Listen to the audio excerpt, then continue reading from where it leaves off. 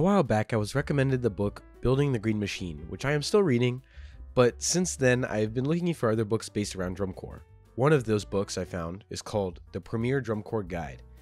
The book has a lot of information that I thought was really interesting to read through, and I kind of figured that I would take some key pages from the book and present them to you guys as well.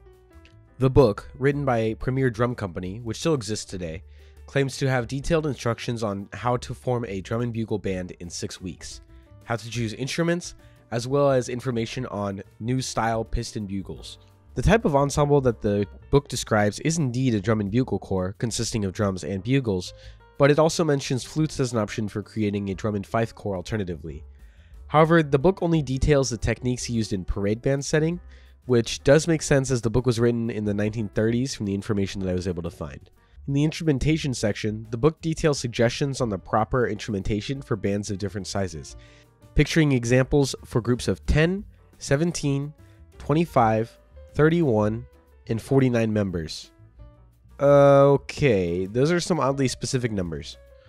Alright, so now let's get to the part where they describe how to produce an ensemble capable of performance in 6 weeks. Oh, wait, this just talks about rehearsal. So where's the part where I actually get to forming a drum corps? Well, that's back at page 3. Okay, now I finally get to read about how to create your very own drum corps. Step 1. Formally appoint a commandant, secretary, treasury, quartermaster, and place a hold of record on their various duties. Okay. You're in charge of all that stuff. Step 2. Decide the maximum and minimum strength of the corps. Wait, so I'm already supposed to know how many people will join? Don't I need to have a drum corps for people to join? Alright, we'll skip that part and get back to it later. Step 3. Authorize the purchase of instruments and other equipment. Well, I don't have any money yet, so I guess we'll do that one later too. Step 4. Appoint the instructor. Well, I can do that. Wait, what? Previous experience of drum corps training is not necessary. Hand him a copy of this book. Okay, I guess I don't need to do that. You'll be the instructor. Step 5. Decide the membership subscription and how and when payable. Wow, subscription service. We are in the future. I just hope that this one is worth it compared to my flow marching one. Okay, well, it looks like this stuff doesn't really apply to me, so let's figure out where I get the money for all this stuff. Let's see. Here, finance. The financial question is by no means as difficult to overcome as some people imagine. Okay, well, if they say it's not hard, that must be true. Drum Corps headquarters is bursting with a varied assortment of ideas for the raising of funds. Send in a note of your particular problems in this respect and rely on Drum Corps HQ to put up some useful suggestions. Got it.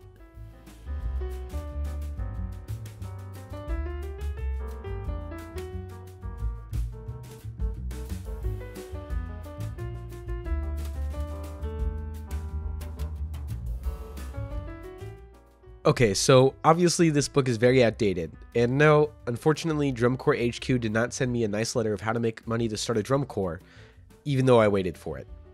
That's why we have Austin Moldenhauer here, to tell us not only how he started the Boise Gems, but also some of the challenges conducive to running a drum corps.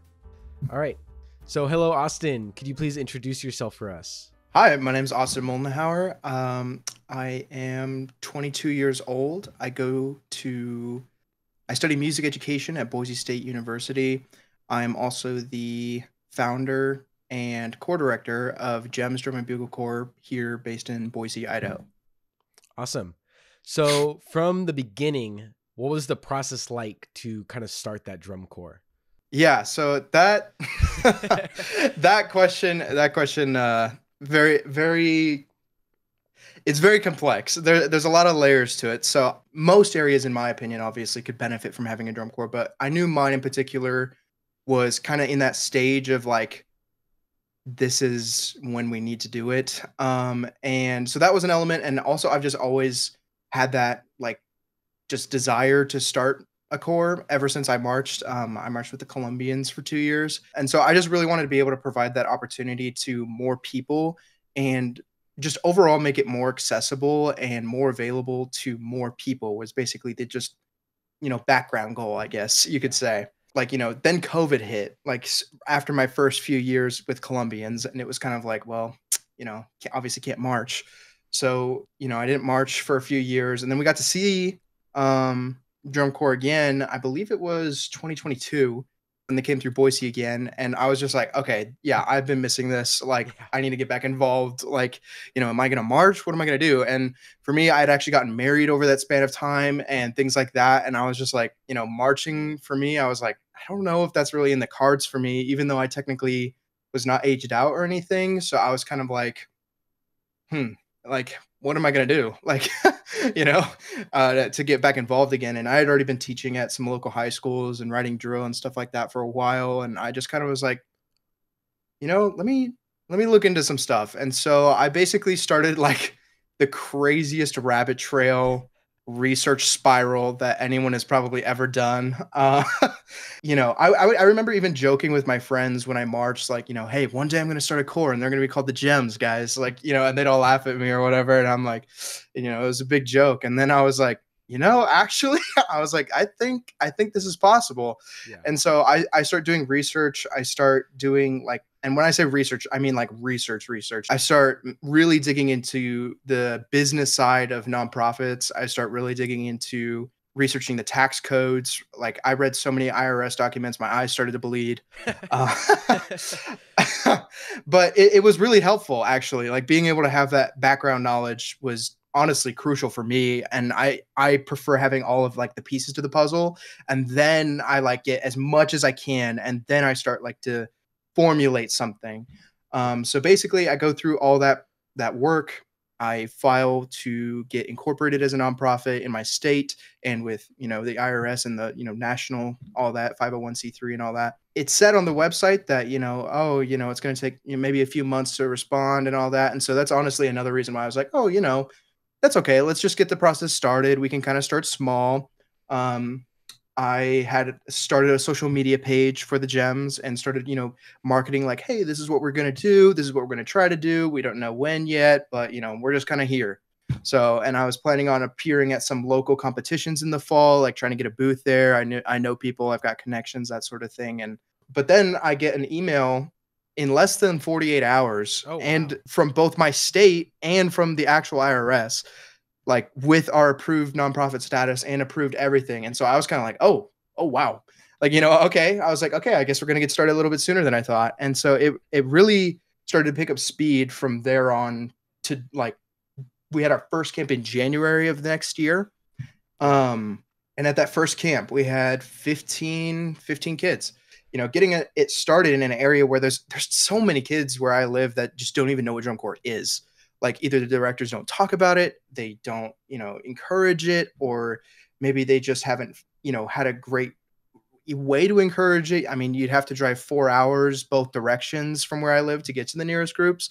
So for us, we're kind of like right in the perfect spot where people are like, okay, like, let's check this out. And I mean, more and more kids are becoming to know it. But I do have a question regarding like that process. So at what point, because I know that like you have to have your organization kind of set before you register as a sound sport group for DCI. So at what point did that process begin? Like in terms of you actually having that drum corps and having that group of people that were marching that group? So when we got started with DCI, it was basically a process of that kind of took place during my research period of time. And essentially, during that time, I was reading everything I could, not just history things, but like trying to get that behind the scenes information from people that I knew, trying to, start connecting with people over at DCI, because that is a hard thing when we live so many states away, so many miles. Yeah. So that was kind of part of it, was trying to get in contact as soon as possible. I found the Sound Sport website right there. It basically laid it out what you needed to do to register and what you needed to have in order to at least get started, was basically the idea. And they make it pretty clear, like, you need to have X, Y, and Z, and then we'll help you from there. And so that's when then I went back to those XYZ things, which was like the nonprofit status and like your board and like, your bylaws, and, you basically need to have all that basic stuff ready to go. Yeah. And so I went back, got all that stuff ready to go, got that approved. And then from there, I applied on the Soundsport website to, register an ensemble, and basically. Yeah. And when I did that, then, they reach out and they start, talking with you. They give you all the information. They start asking you questions and things like that. Like, who are you? Yeah, yeah. um, so stuff like that. They're very thorough with what they're doing. They make sure you have all your ducks in a row. Like they really stress the nonprofit things like that, obviously, because they're, Yeah. when you're starting a new organization, like some people don't fully realize like how that all works. And it very much varies by state, the speed in which you get it back. And like, even some of the requirements are very different. So, even when, doing my own research, it was really hard to find certain things because it's like, okay, what is the laws in your state? Yeah. I really wanted to make sure I was laying a strong foundation for this group because I've seen too many times, we've all seen really where groups spring up and then immediately fall apart in a few years because they did not do this one step.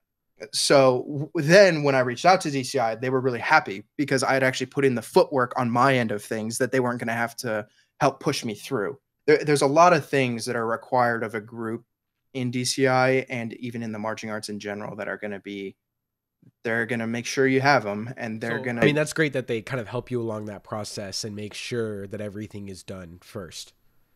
yes. And I would say that that's probably one of the best parts of Sound Sports specifically is Yeah. they kind of geared it towards helping to get more groups started and trying to push them down the path of like, okay, take your next steps. Like, let's go. So what would you say, like, kind of after getting that process done, at least preparing for tour, getting all of the camp stuff ready, what were your like biggest financial struggles? And then beyond financial struggles, what were your biggest, like, just any type of other struggle that kind of you had to push through to get yourselves ready to go on tour? For me personally, there was a lot of learning experience as far as like knowing what to do in this situation or knowing how to do this or, that sort of thing. And I would say if we're going to talk finances, probably the biggest financial issue we first encountered was I am not rich. I'm just going to throw that out there.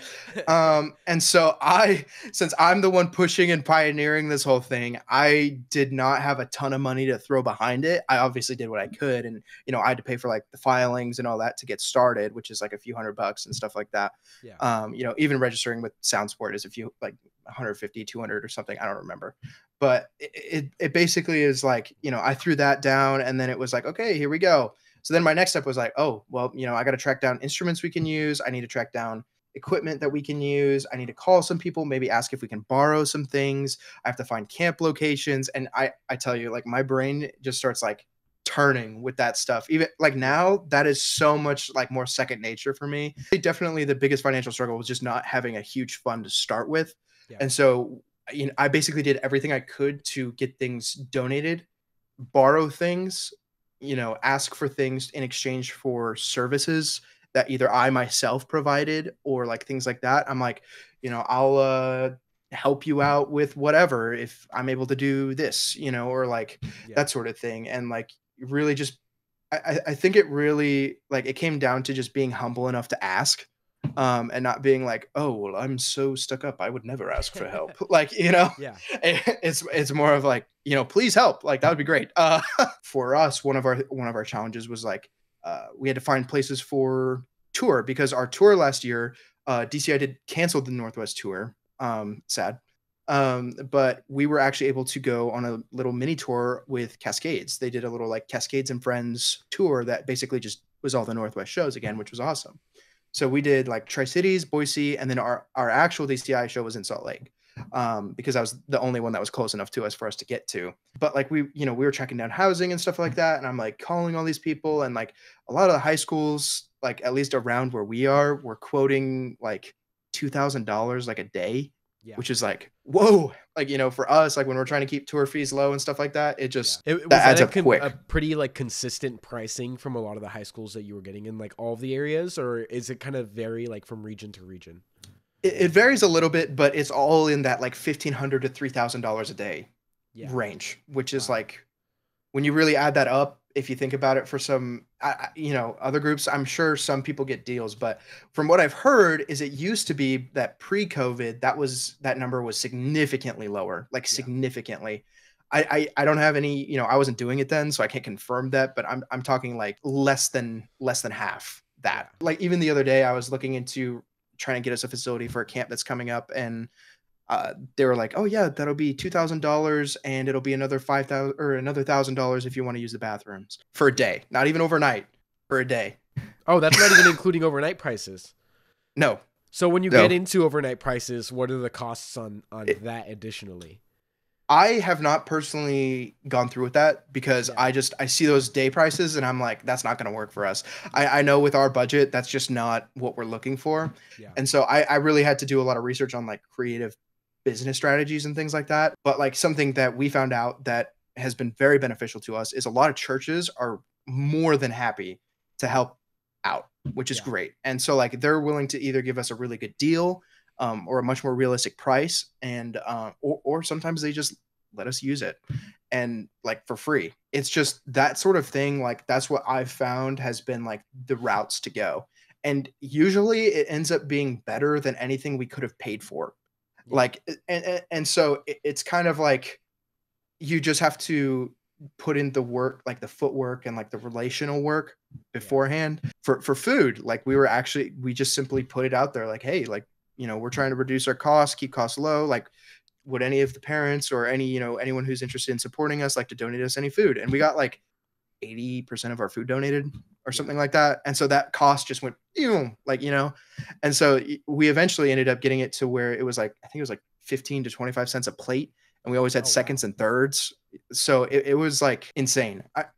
I do have an advantage is that my my mom actually she is like on our band parent board for the high school that I work at now and I actually went to. Mm. So she's actually done food for like band programs for like a long time, and so she's gotten connected with all the people in our area. And simply just tells them like, "Hey, this is nonprofit. Would you be willing to donate anything?" And most of the people, the smaller stores and like owners and stuff are like, "Sure." It really just is a matter of asking and like Yeah. putting in the footwork to do those things. So I'm really blessed to have like her support and a lot of the other volunteer support that come alongside her and things like that to be able to get those things done. Now, for hurdles that were not financial, things like just knowing how to do certain things is basically what it comes down to. Yeah. Is like I was saying, like, I'd never booked a bus company before. Yeah. I knew people who had, so I talked to them. You guys clearly knew what you were doing. Like, do you have any advice? Like, what can Yeah. you tell me? And I basically reached out to any single person who would want to give me their advice. And Yeah. it ranged from anyone from core directors to tour directors to whatever. And I'm like, what helped you here? What happened there? And I just kept asking them questions. Whenever something Yeah. came up for me, they were my first people I called. And so I really appreciate again all those people who have been able to come alongside us and help us in so many different ways, so many different kinds of experience, and just it really has been amazing to just learn everything. I know you've talked a lot about kind of the things that helped you get through the season financially, and pivoting off of that, we both know that tour fees are a big issue for members, like basically everybody around the community. It's been a big talking point, and so what are your tour fees? And then beyond the stuff that you've already talked about, what are you doing to keep your tour fees as low as you possibly can? Yeah. So our tour fees are actually for this season are $550. And then veterans get a little bit of a discount from last season. Yeah, Last season, our tour that's fees, insane. By the way, that's like well, crazy. last year they were $300. Yeah, And so that's and yeah, it is insane. And I just, it really comes down to knowing your budget, yeah, and knowing your limits. And again, like I say, running it like a business, not like, uh, too much that way, yeah, because then it's like, oh, let's buy props, let's buy this, let's buy that, and it's like, okay, well, we can't, like, yeah, sorry, like, and so it kind of helps being able to, for me, I have no problems being like, okay, well, that's not a possibility for us this year, let's look to that in the future, let's see what we can do to get that later, or this is something we really need, maybe somebody can donate it, or maybe we can fundraise for it, or do a little drive or something like that, like, let's see what we can do to raise those funds and things like that. So one of our big things that we're doing to keep our tour fees low is we're collecting donations, obviously, yeah, 501(c)(3) nonprofit. Like I mentioned earlier, getting things donated, huge, huge. some things we don't expect, and we still get donations. Not always monetary. Some are time. Some people donate their time, and like some people donate materials, food, things like that. Just recently, it was like last month that somebody donated. They went out, purchased a $10,000 like brand new like trailer for us, Oh and wow. then donated it to us. And so it was like, oh, well, that solves that problem. I'm, Yeah. you know, so and like not everyone.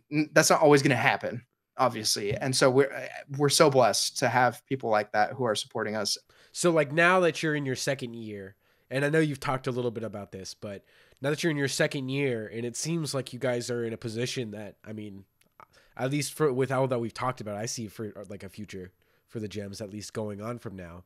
What are your plans for the future of the Gems? Basically, our one of our goals member wise was to get to right about 100 members, and 90 to 100. That's basically what we were aiming for. Yeah, and where were you Uh, guys at last year? Just we were at 60 exactly last year. okay.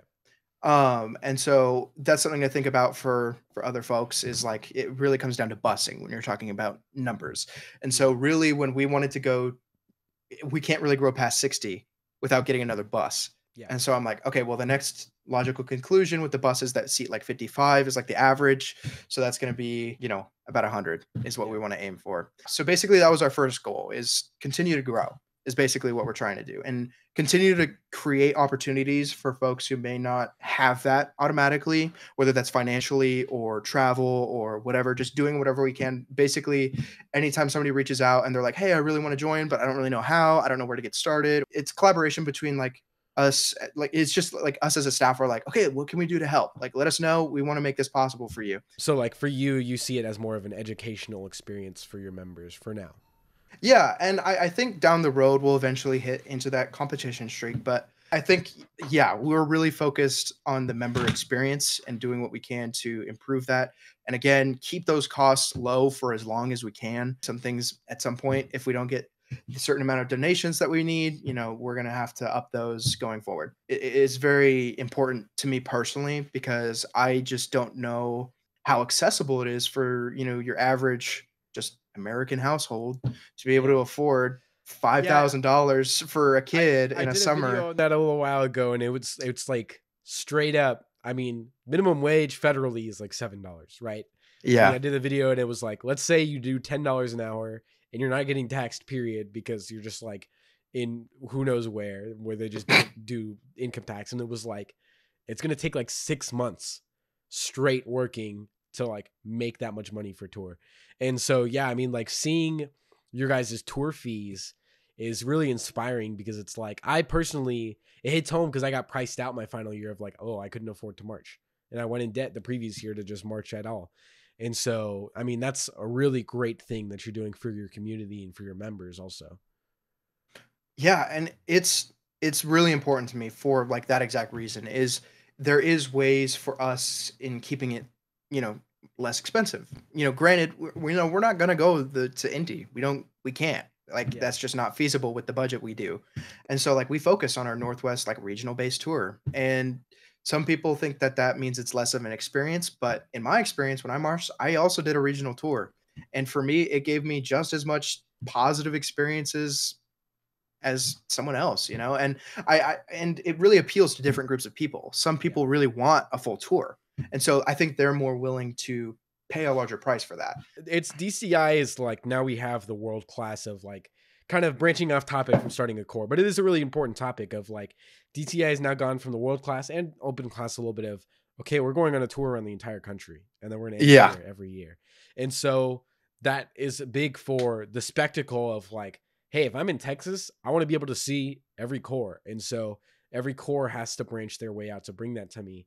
And so that makes sense from an audience perspective of that might be good for an audience, but from a member standpoint and from a financial standpoint, yeah, it is a big issue. And so seeing a lot more cores kind of doing what you guys are doing out there in your little region, if a lot more cores kind of pop up around the area and do what their regions might do, that's probably going to be good for logistical and financial reasons, because it's not going to be as hard to do that little regional tour.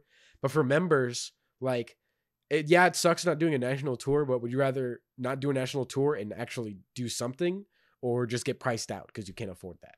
And so, Right. that's a really big issue. And so, no, I appreciate you kind of talking about that too. Yeah, I mean, going forward, our goals are to hit that, continue to grow, reach open class as as the track allows. The track we're on with DCI and all that. Yeah. Um, Continue to do the shows that we're doing this year for a while, probably. Maybe we expand to Denver in the next few years. I haven't decided yet. It's going to really depend on the financials of everything, because that's like the next show after Utah. Yeah. If and yeah, basically just continuing to push the organization and ourselves as a staff and the students and everything to continue to grow in all directions at the same time. So my last question regarding all of this. So now that you kind of have at least a certain level of experience, I mean, especially now that you guys are going into your second year, which is great, of starting the core, what is like one thing that you would recommend? Like, what's the advice that you would give to somebody that would be interested in kind of doing that sort of thing? I would say that the number one piece of advice for someone who's going to start their own core would be to be ready to jump in 100%. Yeah. You're not going to get the success. Like, don't focus on the crazy successes or metrics or whatever. Like, you're going to get yourself discouraged. You need to put in the footwork, put in the paperwork, put in the legal work, put in all that stuff, set the foundation, and allow everything to kind of flow naturally from there, and allow that process to be organic. Work with what you have. Don't plan for what you don't. Yeah, for sure. You can't, like last year, I didn't know what our numbers were going to be by the end of the season. I didn't plan for 60. That's great. I was shocked. I thought we were going to have maximum 30 our first year, if that. And so when we hit 60, I was amazed. I was like so happy for that. And it's the same thing going for any category of metric you want to measure, whether it's the number of percussion or the amount of equipment or the amount of whatever. Like, do what you can, get what you can, set the firm foundation, put in the work. No one else is going to do it for you. Yep, for sure. Is really what it comes down to. Is it's just pure grit and pushing through. And yeah, I will say that if anyone does have any questions, they can reach out to me. I'll put like my email or something. I'll give it to you. Yeah, send You me can your throw email. that below. I'll throw it down in the description for sure. Because I've had people already reach out to me and ask questions and stuff like that, and I'll do whatever I can to help anyone who's interested or just even is curious about things. I'll try and answer questions the best of my ability. I don't know everything. I don't have all the answers, stuff like that, but I'll give you what I got. For sure. Well, thank you for coming on and talking with me and, kind of providing all of that information for basically all of the people that are going to watch this video. I wish you the best for the future, and I really can't wait to see y'all show this summer. Of course. Thank you so much. So obviously starting a drum corps isn't as easy as I thought. I guess I won't be needing this. I'll also probably be giving up on starting my own 10-member drum corps. Sorry guys, but hopefully this video helped shed some light on the process of both starting and running a drum corps for you guys. Another huge thank you for not only reaching out, but also for being willing to allow me to interview him in a video to Austin.